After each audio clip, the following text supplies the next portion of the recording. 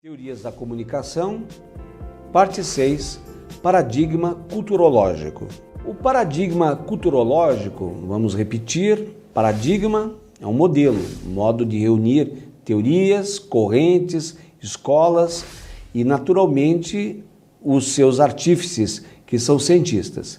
Esse paradigma diz o seguinte: a chamada cultura de massa, a escola de Frankfurt não utiliza essa expressão cultura de massa, ela utiliza a expressão indústria cultural.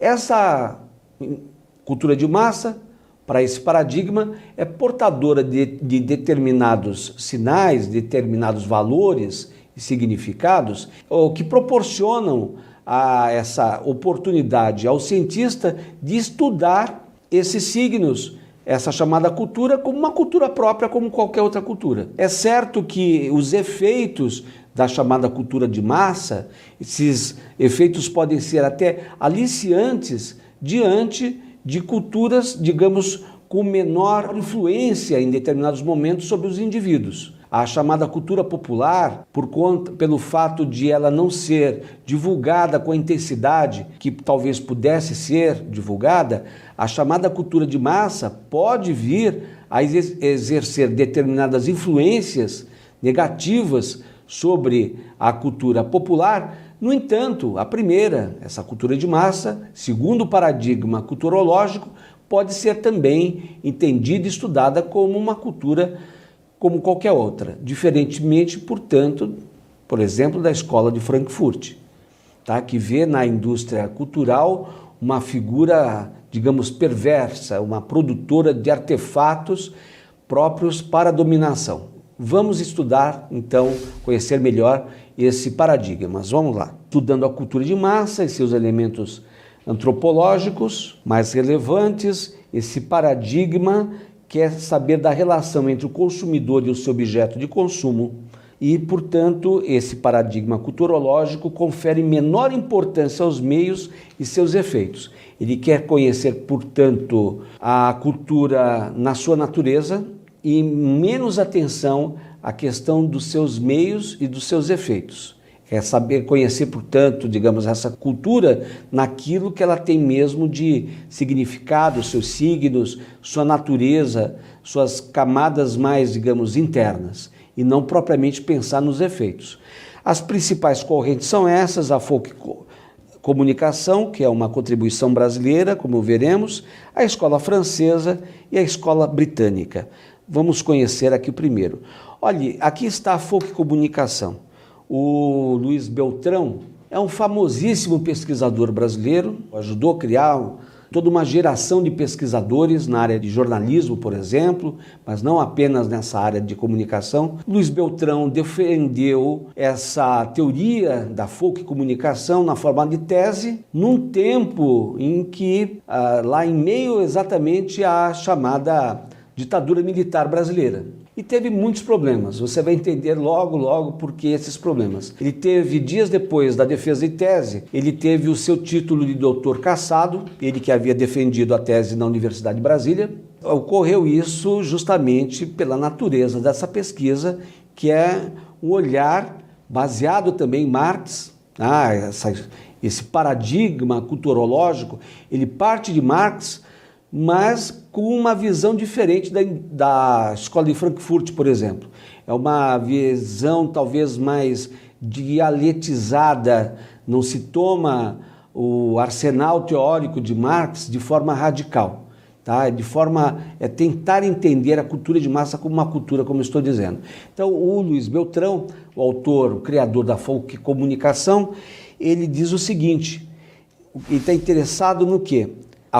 A folk comunicação é, por natureza, um processo artesanal e horizontal, semelhante em essência aos tipos de comunicação interpessoal, já que suas mensagens são elaboradas, codificadas e transmitidas em linguagens e canais familiares. Luiz Beltrão está interessado no seguinte: existe uma cultura de massa, mas é, sobretudo, uma cultura popular que lança a mão para a sua divulgação de determinados meios. Por exemplo, literatura de cordel. Literatura de cordel é uma expressão cultural fortíssima, muito respeitada, de muito interesse por parte de vários pesquisadores, dentre os quais o Luiz Beltrão. Luiz Beltrão assimila isso dentro dessa corrente, ele dá início, chamada de folk comunicação, porque ele quer saber como que essa expressão, que é artesanal, a música caipira também, até mesmo determinados programas de rádios locais, de pequenas cidades, como que essa cultura que é artesanal é divulgada e qual é a relação que os indivíduos mantêm com essa criação, esses elementos da comunicação. Isso é a folk comunicação. E mais ainda, qual é a resposta a esses meios, a esses artefatos? Mas artefato aqui tem um sentido positivo, né? A esses elementos de criação da cultura popular, como é o caso da literatura de cordel, por exemplo, as festas populares, aquelas festas chamadas de folclóricas, as danças populares, tudo isso impacta o cidadão e era objeto da folk comunicação. A folk comunicação, ela centra sua atenção em 3 grandes grupos de usuários, tá? Sempre são grupos marginalizados. Os rurais marginalizados, pessoas que estão, sobretudo, os indivíduos, numa situação de isolamento geográfico, tá? Sua penúria econômica e baixo nível intelectual são perceptíveis, sobretudo essa questão econômica visível a olho nu, tá? Também os grupos urbanos marginalizados. Imagine o caso do retirante que se instala, por exemplo, nas grandes favelas do Brasil, das metrópoles brasileiras, compostos de indivíduos situados nos escalões inferiores da sociedade, constituindo as classes subalternas, desassistidas, subinformadas e com mínimas condições de acesso. Você percebeu por que isso foi objeto da cassação, na verdade, da tese desse pesquisador? Isso não interessava o sistema. Falar de grupo marginalizado, o Brasil tinha grupos marginalizados, o Brasil tinha um grande contingente de pobres, e porque, afinal de contas, um pesquisador do âmbito da comunicação se interessa por eles, não é? Daí os resultados a que me referi. Então, é isso, estudar os grupos marginalizados, qual o tipo de cultura que são capazes de produzir de forma artesanal, esses artefatos são artesanais. Então, portanto, o alcance também não é muito grande, pode ser muito local, pode ser tão local a ponto de sua presença, seus efeitos serem percebidos apenas no bairro ou no distrito de um determinado município, tá certo? Essas realizações, essas criações, você já sabe, pode ser outra vez, lá a literatura de cordel, um programa de rádio, de uma pequena rádio, as danças folclóricas, as festas e assim por diante.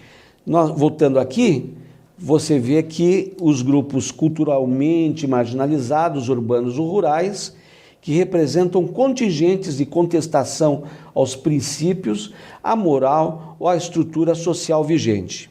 O cordel, muito frequentemente, é um discurso de protesto, ou pode ser um discurso de protesto, né? Ou pelo menos ser irônico, se não for um protesto explícito, visceral, pode ser um protesto irônico em relação a determinadas situações, determinados aspectos da sociedade.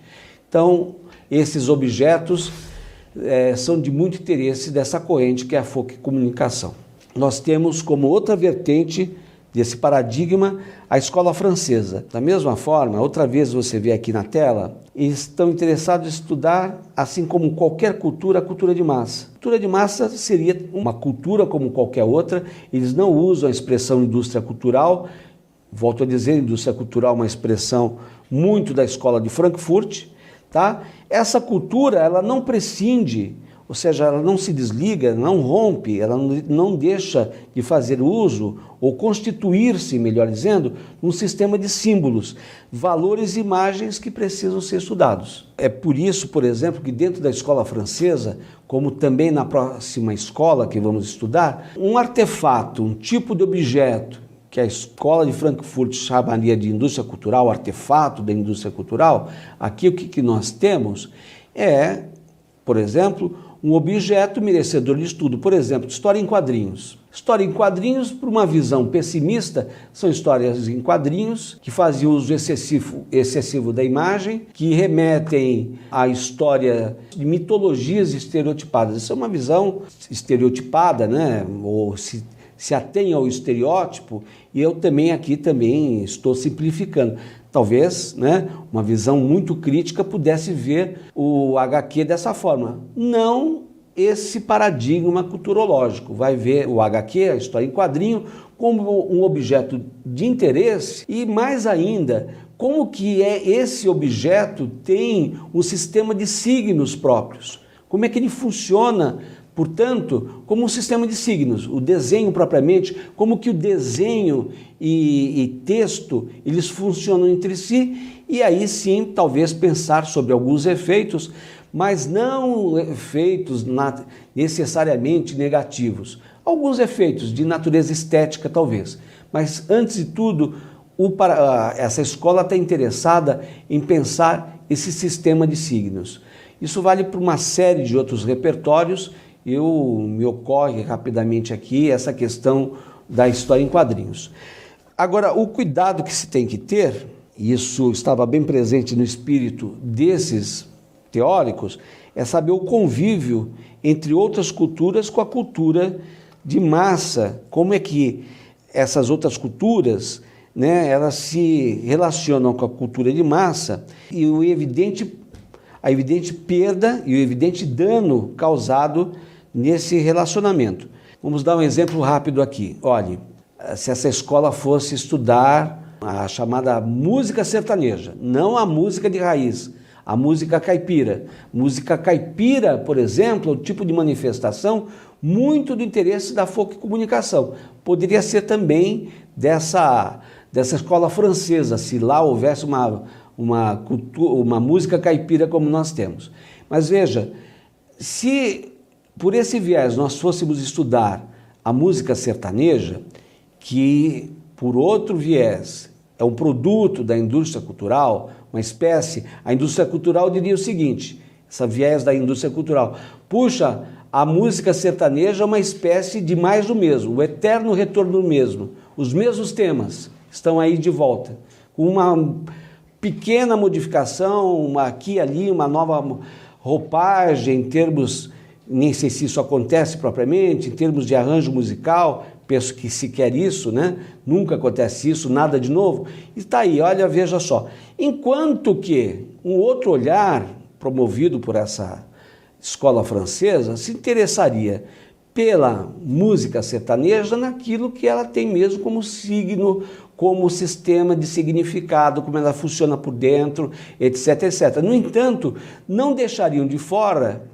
o fato de essa música dita sertaneja, relacionar-se com a música de raiz, a música caipira, e exercer algum efeito pernicioso, digamos, alguma influência dita, entre aspas, negativa sobre a música de raiz, com perda, sobretudo, para o modelo não dominante, no caso, a música de raiz. Nós temos a Escola Britânica dos Estudos Culturais, é a terceira e última vertente escola desse paradigma. Outra vez aqui nós estamos diante do fato de o conceito de cultura, né? Define-se o conceito de cultura, negando que esta cultura pertença apenas ao campo das ideias, que seria, portanto, um reflexo das relações de produção. Ora, um reflexo das relações de produção é justamente esse o viés, essa visão da escola de Frankfurt. Não é o caso. Aqui se pensa, não a cultura, no caso, não pertence, não estaria na dependência de uma relação de domínio de uma classe sobre a outra. Isso por quê? De acordo com, então, portanto, essa visão, né, de o reflexo das relações de produção, de acordo com a clássica dicotomia mecânica, né, entre infraestrutura e superestrutura. tema para depois isso aqui. O que diz a escola também? Ela procura estudar a cultura não como um espaço simbólico de dominação e reprodução das ideias dominantes, mas, fundamentalmente, como um lugar de luta entre as diversas culturas vinculadas a determinados estratos da sociedade. No relacionamento entre as muitas culturas, é possível que alguma tenha um lugar de prevalência, não necessariamente de domínio, segundo essa visão, mas talvez de prevalência, não de domínio no sentido que a escola de Frankfurt poderia utilizar essa palavra, e utiliza. Então aqui, outra vez, vamos pensar a escola francesa e a escola britânica. As duas têm alguma semelhança, daí até participarem do mesmo paradigma, como a própria escola de Frankfurt participava de um outro paradigma.